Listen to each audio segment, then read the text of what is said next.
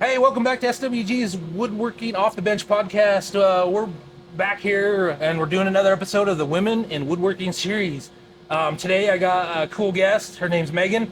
I don't know if she's cool or not, but I got a guest Cool. named I'm Megan. cool. And so, and we're going to be talking to her. She's going to tell us her story. She is brand new to woodworking and to where we work at the community wood shop. Yes. I'd like to give a couple of shout outs real quick before we begin, and I'll do it at the end of the podcast too. Thank the community woodshop for letting us build stuff, record videos, record podcast videos, and all that here in the community woodshop. And then I also like to shout out my dad for providing all the equipment. So thanks to those guys and everybody. Megan, go ahead and introduce yourself. Hello. And yeah. All right, awesome. Hi, guys. I'm Megan. Yes, I did. In fact, I'm new here, period. I moved here about 8 weeks ago with my husband from Arkansas, so we are getting settled. But I didn't want that to stop me from my New Year's resolution, which was to try something new, try a new sort of art form outlet. I had tried watercolor before, I had tried pottery before, and I was like, you know what? They have some really cool wood shops around town. I really liked the cold call I did with the community wood shop. I messaged Ethan and I was like, hey, what's going on? He goes, oh yeah, come down. And so it was a really great introduction to the area. And yes, also brand new to woodworking. Brand new. So Brand new. explain that. What does brand new mean? Yeah, sure, brand new. Brand new means my husband and I attempted to build a fence back in Arkansas.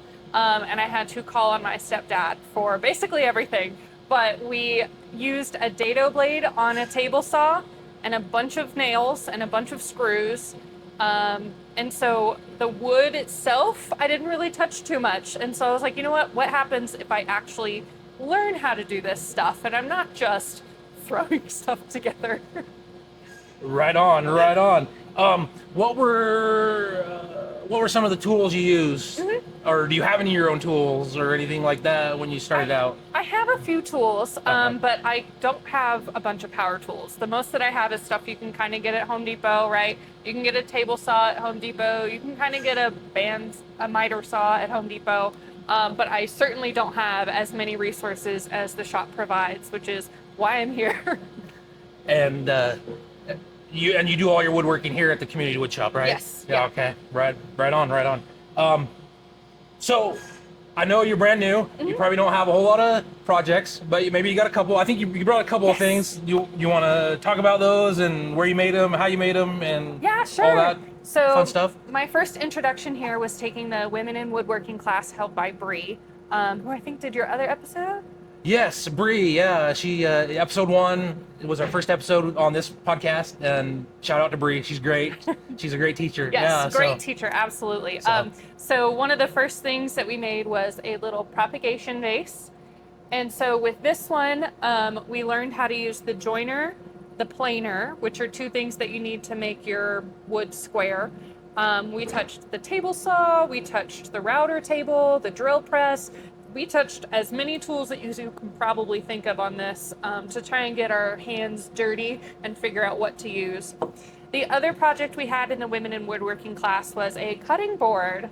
And so this one was probably the one I'm most proud of, and it's because I have so many lessons learned on this one.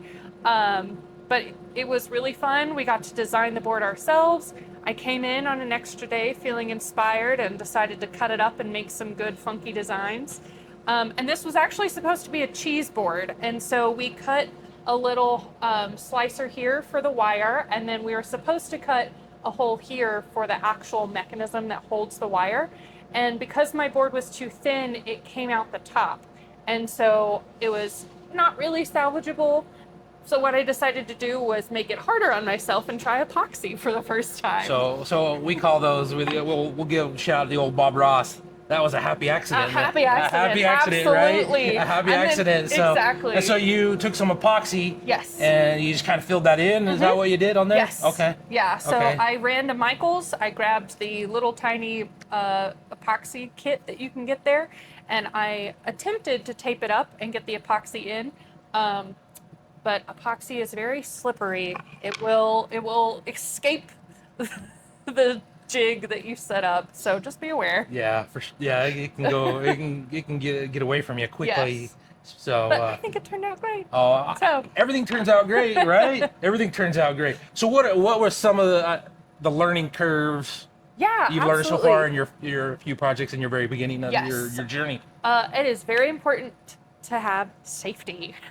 You want to make sure you have your eye protection, your ear protection. You want some sort of mask to help with all the sawdust, and you want to be able to know what machine you're using pretty well inside and out.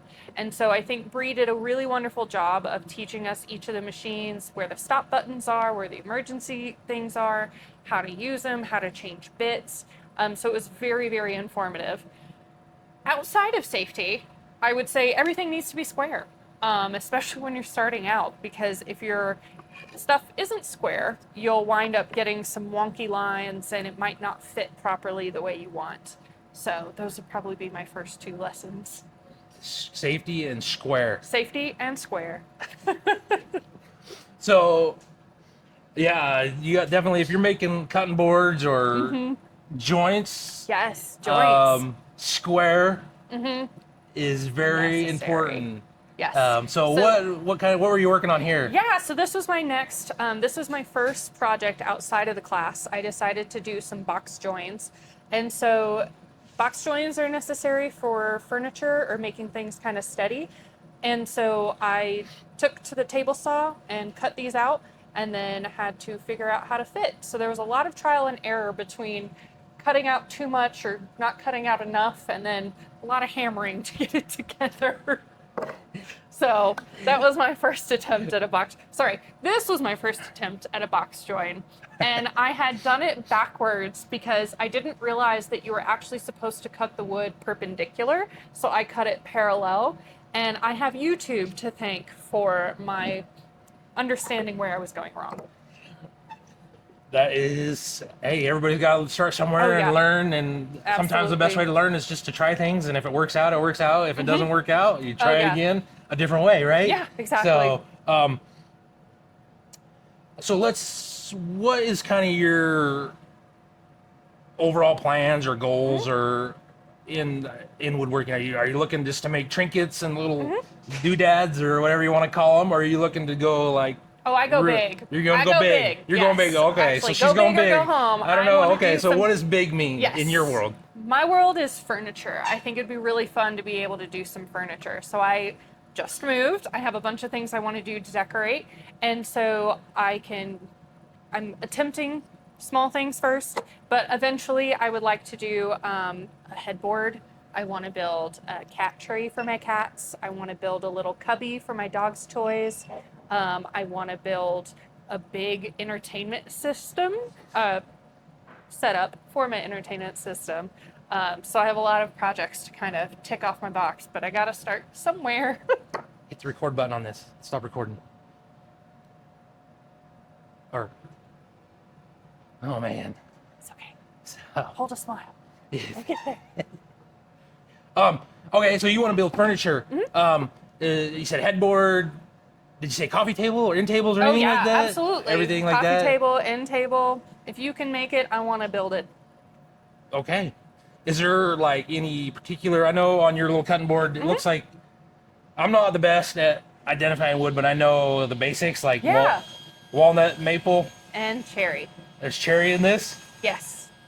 That's what I was told. I don't know how to identify my woods just yet. Okay, this might be cherry here, but I don't know. Okay, so I know looks like you only work, looks like this is cherry. Yes. And walnut. Walnut, yes. Is there any woods out there that you've seen like in the shop that you work at that you're like, oh, I want to work with that wood or this wood, or is there any specific wood that you want to try to work with? Yes, there's this really cool wood. It's called Purple Heart. And it really comes off as like a purpley, deep red, depending on the kind that you get. And I think it would be really good and really cool to make something like a side table out of it, where you just like polish it and then it's nice and shiny. Okay. So, we actually have some Purple Heart sitting here. Oh, nice. So this is Purple Heart. And these are not Megan's Gorgeous. projects, but No, I these wish. these are mine. But this is Purple Heart. This is what she's talking about. That one's not as cool as this one. But this is what Purple Heart. It's actual purple hardwood. Yes. It's cool. It's kind of hard to work with, in my opinion. But so you're wanting to build something out of Purple yeah. Heart, huh? Absolutely. I love the color. I'm a very colorful person. Yeah, Purple Heart is very colorful. That's good. That's good. Let's kind of we're gonna kind of move directions. Sure. Let's talk about. We both work at the community wood shop of Salt Lake City. What has your experience been working at this particular wood shop? Has it been like welcoming? Has it been kind of gruff, like bunch of old guys sitting around drinking coffee? No. You know, It's been absolutely wonderful. Yeah. So I've met so many people through the shop here that have experience for decades versus someone new like me. And I have had absolutely no problems or fears going up to someone and being like, hey, I have no clue what I'm doing. I would like to do it safely. Can you show me how a router table works? Can you show me how the bandsaw works? And they're also very open to like, hey, I've never done a box join. Like, how would you do it? What are you supposed to use? Things like that. So I, at this shop, have not had any of that like intimidation or mansplaining. It's always someone trying to come up to like explain something because they care and they want to make sure that you get your project done and it looks good. Yeah, that's what I've experienced too. I mean, this where we work is really good, but let's. How about being? I know you're brand new, woman, brand new in woodworking. How's that been in your experience? I know it's kind of a male-dominated space generally, but how's that been as far as becoming a woman, getting your feet wet into woodworking in general? I would have to say, at least here at the community, there are plenty of women to help you out. Bree, who is the Women in Woodworking instructor, I've seen like 4 or 5 different women working here in the shop, and I always just kind of go over and see what they're working on just for fun. But yeah, as a woman in the woodworking space, this has been a very open community. I know that it has like a bad rap, just like most of the trades do, but that's not at all what you'll experience here. Is that, you think that's just here at this shop, or do you think that's everywhere, or do you think this shop is special? I think this shop is special, but at the same time, I haven't experienced any other shops, Right, so I don't really know what I it guess might be like maybe somewhere that wasn't else. a fair question. Oh, that's okay. No. Yeah, I won't speak for other areas, but I will speak for this shop. That's good. I mean, I've seen the what word am I looking for? Like the community coming together, helping everyone out. You know, no questions. It's like, yeah, we'll help you out. You know, it doesn't matter, whatever. So that's what I love about working here too. You know, when I first came here, I was telling my sweetheart, I was like, man, do I want to go down there? Is it just gonna be a bunch of old guys, like I said, drinking coffee, being grumpy? You know, but that's not what it is at all. It's a very diverse. I mean, we do have the group of old guys, you know, but they're generally so helpful. Yeah, they're so helpful. But we have young folks and old folks and everybody in between and all that. And yeah, my first introduction was actually Ethan, one of the shop owners, reaching out to me saying that they were doing their monthly showcase. And so I came out, they had pizza, they had, I don't know, it was packed. We probably had like 30, 40 people in here. And most people had brought a project they were working on that month or a project that they really enjoyed. Bree brought her board butter, which is pretty cool, wood products. So the community itself has a wide range of people working on a wide range of projects and other things that are wood related, like butter or commissions on some of their arts and things like that. Right, that's good. Excellent community here. Let's talk about your experience in your journey thus far. About the tools. There's table saws and band saws and miter saws and all kinds of lathes and all kinds of tools. I know in your very limited experience, what tools have you used so far? Which ones? Let's just talk about what you used so far and your experience, and then we can talk about something else or like what you want to learn and all that. Yeah, absolutely. So with these projects, the Women in Woodworking class, you touch most of them here. So the joiner and the planer we touched, those help make things square. And then from there we went and did the table saw to help shape how we wanted it. And then we used the drill press, which made the big holes and the little holes that the little propagation bases go into. And then to do the corners, I did the bandsaw. But then you have to make everything nice and smooth. And so we used the router and the router table.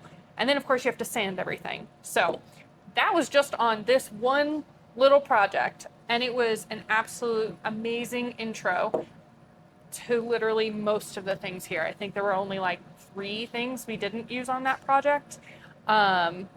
So yeah, and same with the cutting board. You get to touch almost all of those same machines again. So that's what the intro experience was.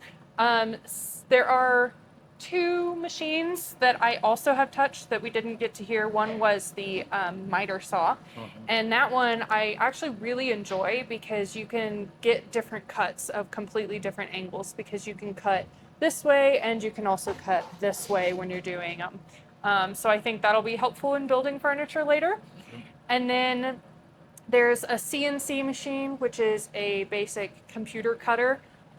Really cool. Not confident enough for that one yet. And you have to take and you have to take the shop we work at. You have to take the course to use the CNC machine, but so they you do can have the a CNC class machine for that. Yeah. They also have a lathe class with Ryan. I haven't done that one yet either.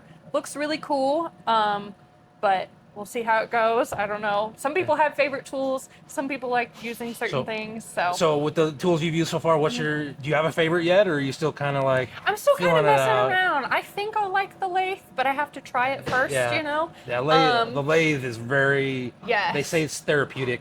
Going back and forth. So let's go.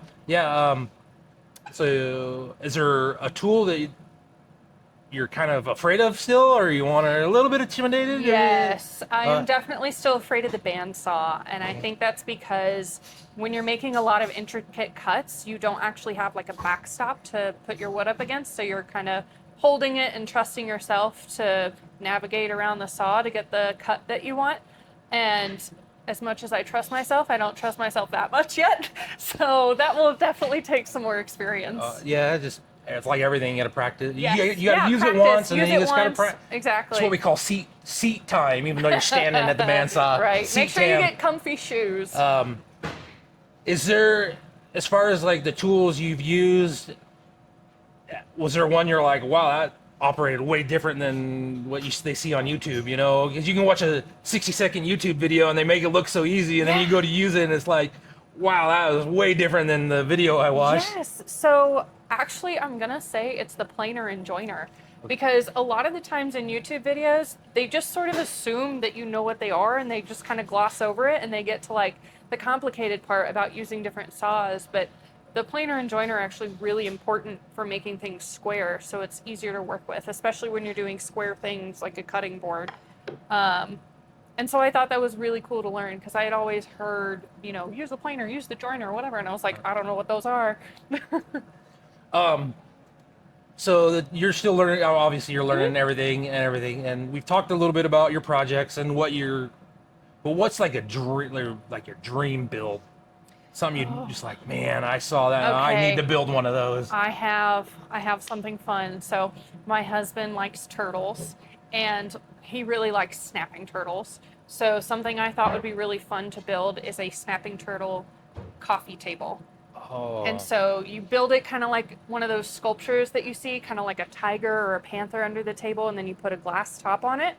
So I want to do that. But there's a lot of geometry and a lot of tools that you need to do that, to make sure every spike is like leveled at the same height, and then it's wide enough to support the weight, or like a coffee cup even.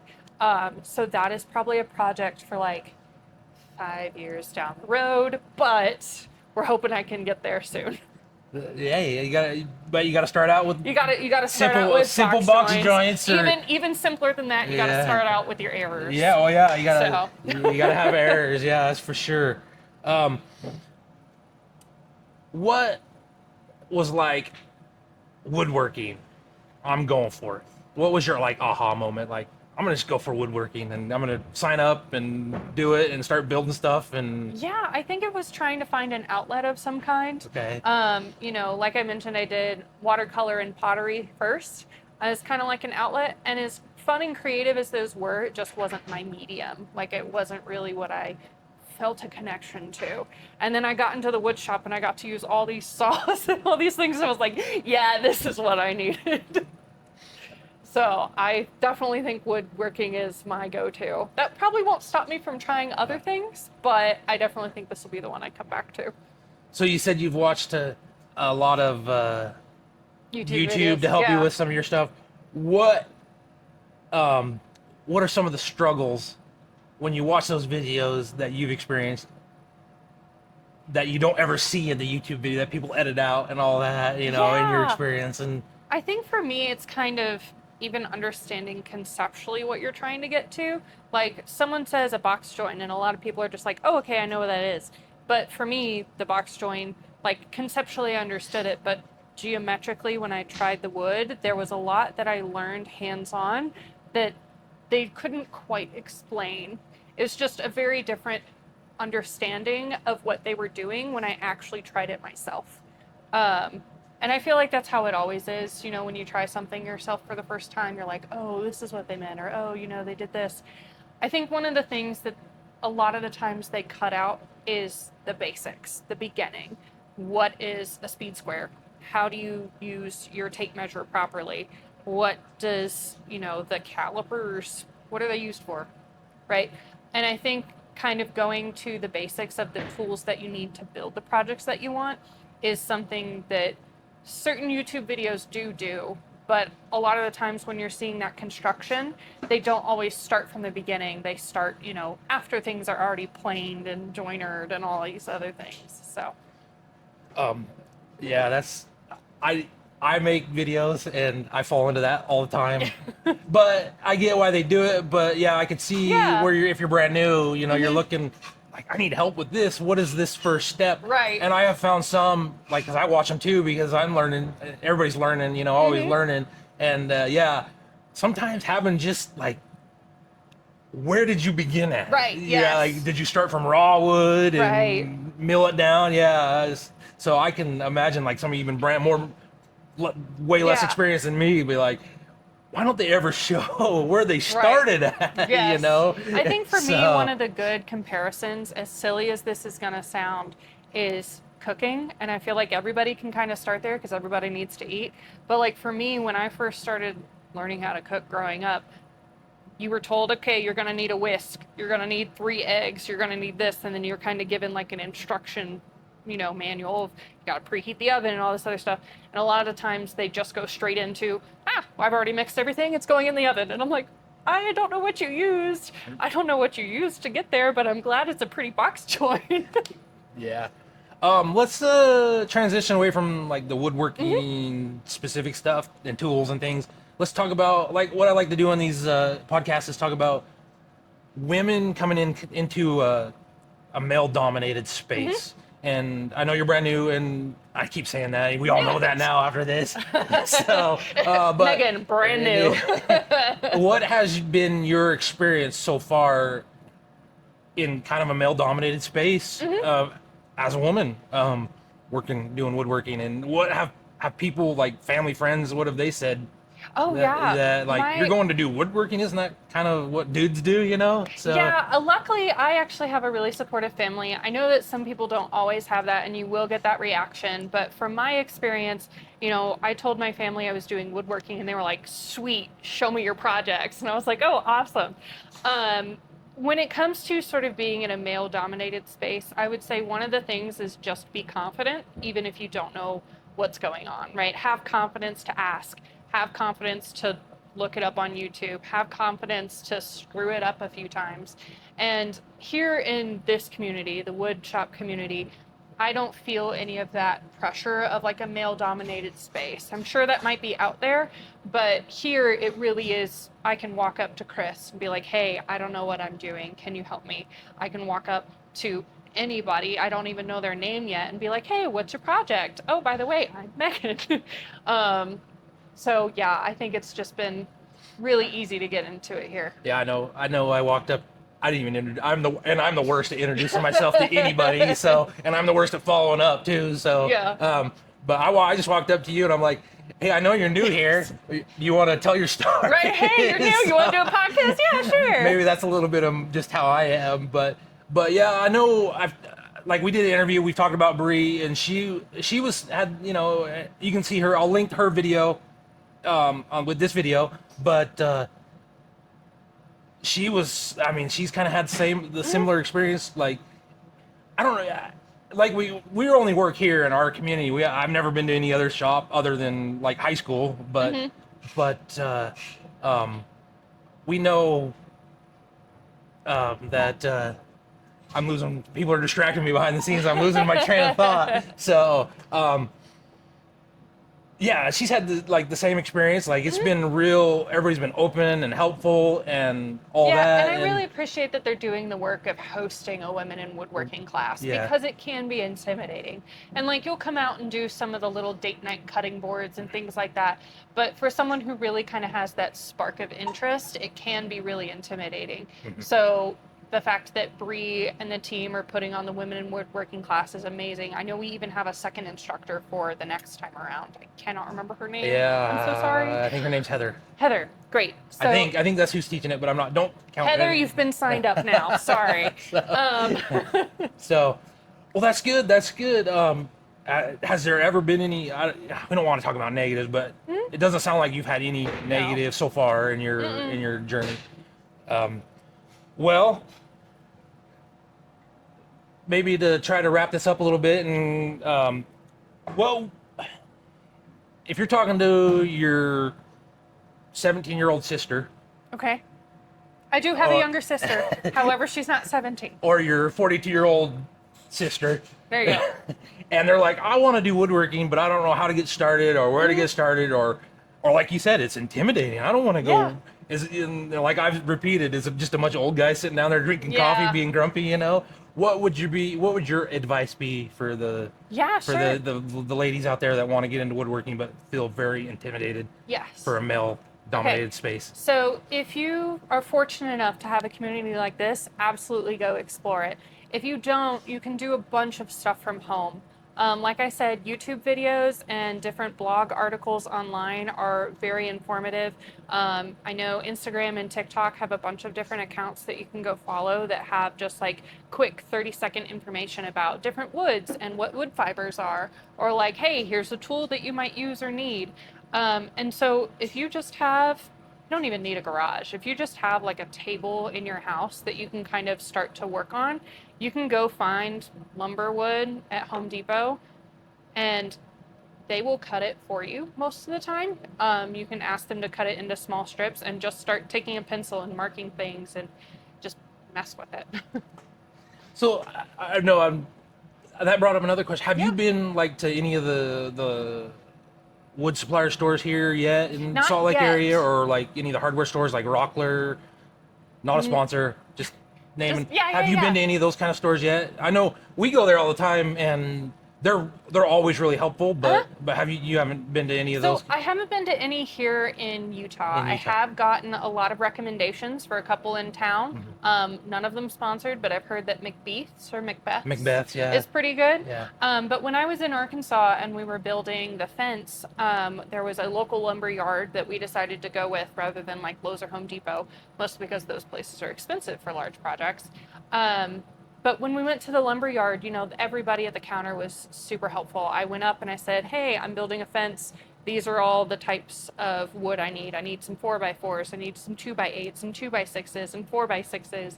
And they were just super helpful with ringing things up and asking, if you're doing it this way, are you planning on doing XYZ to help make sure that your posts are in place and whatnot? So even going to like lumber yards, I haven't really experienced any of that like gruff, tough man type of things. Okay. And I think it's just because everybody in the woodworking community knows that we're just doing it to have a hobby, do something fun, build something, be proud of something, Right.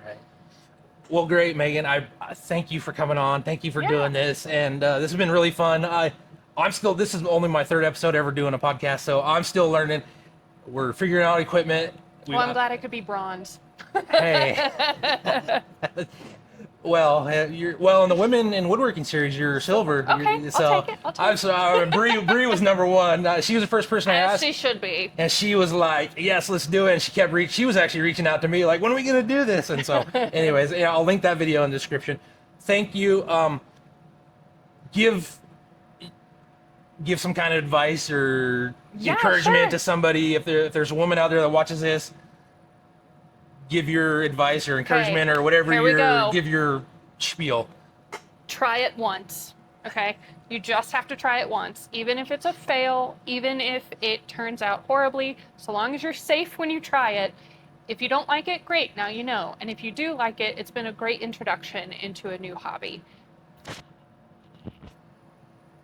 Is that working? I think your mic was off. Oh no. Click the screen. Is your mic working? Hello. Oh, Okay. Oh, okay. Yeah, Okay. see, we're still... Technical difficulties. no technical difficulties. It's working good. Okay. Well, Megan, thank you for sitting down with me. I know it's been fun. I know Yeah. you're learning. Maybe I'll see you in another class. I know absolutely. the community woodshop that we work at, we do all kinds of classes. I'm learning to be an instructor in some of the classes. I don't know if you'll take that class, but that'd be cool if you did. So thank you for watching the SWG Woodworking Off the Bench podcast, and shout out to Community Woodshop for letting us film and build stuff and make videos and all kinds of stuff. And then shout out to my dad again for the equipment. And then we also have to shout out Shemaine. She's in the background watching the timer and checking cameras and all that kind of stuff. And thank you. Thanks, Megan. Yeah, absolutely. Thanks for having me. You need a firm handshake for the wood shop. Yeah, You know? don't do that.